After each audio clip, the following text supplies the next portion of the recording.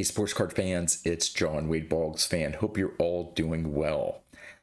I'm really excited to show off the latest pickup off of my 100 cards for $10,000 list. It's card number 66, and no, it is not a Harmon Killebrew card. Now, if you've been following along on my journey here for these 100 cards, you know I'm starting to get to the tail end of the list, and most of those cards I'm figuring that I'm going to have to pay probably around $100 or more to pick up the remaining cards. Now, there's some that I can reasonably expect to pay maybe $75 around that range, maybe $50 on the low end if I really find a nice copy. But I'm looking at, again, higher cost cards to finish off this project. So when I can pick up a card that I thought I would have to spend around $100 and save a good amount of money and pick up a great looking card, it's just great. It's amazing. So today's card that I have to show off was an auction, and I decided to put in a bid toward the high end of the current comps for that number grade, because in my opinion it has great eye appeal. Well, I ended up winning that auction for about $30 less than my maximum bid, and even when you add in shipping and tax, I made out great for what I thought I would have to spend for that card. So I'm going to turn the camera around, show off card number 66 off of my list, and some of the other cards that I have from that set in my collection. So let's go check out my latest pickup. All right, card number 66 is this 1970 Topps Roberto Clemente. Loved the centering of it, the general eye appeal, the registration. Now, for those of you not familiar with his 1970 Topps card, that's part of his jersey there. So it's not something on the card. I always, whenever I see this card, I keep thinking to myself, no, that's not a paper loss or something on the card. That's actually part of his jersey. But yeah, just when I saw this copy, I knew this was the one for me. And like I said, I got a great deal on it. I'll go over the numbers a little bit later here on this particular pickup. Here is the back. Really nice as well. So happy to add another Roberto Clemente card to my collection. Now, as I've been doing for all these videos, I'm hiding the number grade because I just want everyone, just like me, I just want everyone to enjoy the look of the card. But to give you a sense of what this card did get for a number grade, and it is a newer slab. It is, yes, a PSA 4. And I just think this has great eye appeal. And now, if you're wondering, and if you're a pessimist when it comes to grading, you say, how can that be a 4? That just looks so nice, and it does. There are, I don't normally point out flaws, but just to show that you can have a card that, when you look at it like this, looks tremendous for display purposes, for just enjoying the card. But if you tilt it a little bit, I don't even know if it's going to show up.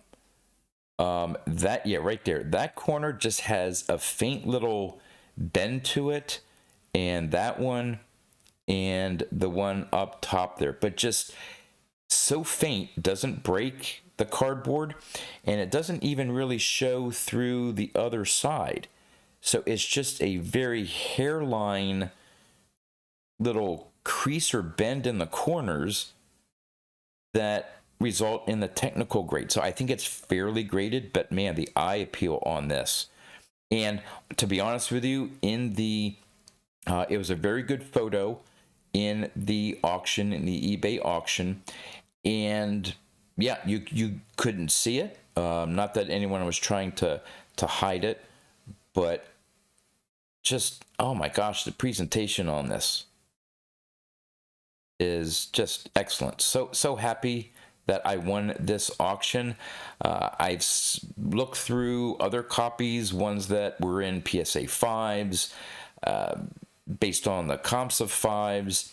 They were, way above the really nice copies that I've been seeing, way above, higher end or above comps. So to pick this up for what I did, and I'll get to it here in a minute. But for now, let's set the Roberto Clemente aside, and I'll quickly show off some of the other 1970 Topps cards that I have. Here's a Yastrzemski.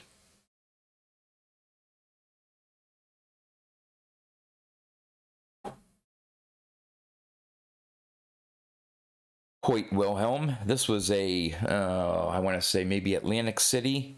I think I picked this up for $10. Not bad.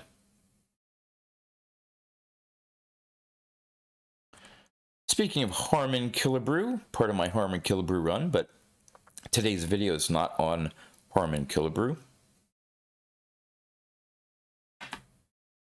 Then my Thurman Munson rookie.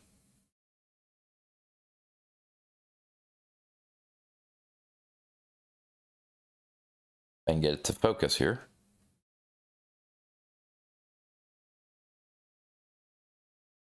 Well, you can see it there. There we go. There we go. There's Thurman in all his glory. All right. Next, my Tom Seaver.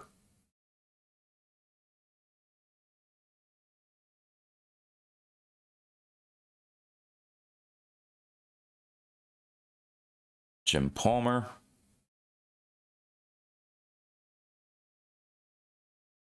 I've been managing to find really well-centered copies for these 71s. Now this one was hard. This one was really hard. For my Yastrzemski run, these 70 All-Star cards are so hard to find well-centered. The borders on these seem to be a little bit thinner than the regular cards, so you really notice when they are off-center. So I found this one that's really nice. And of course, my Hank Aaron, for my Hank Aaron run.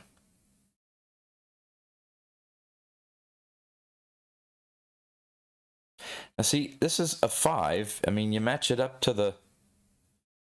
I mean, really? From an eye appeal standpoint, I don't see a difference. And then finally, the Frank Robinson. So I have some really nice 1970s or 1970 cards in my collection. All right, let's get back to the Roberto Clemente, and as I normally do, go over the numbers.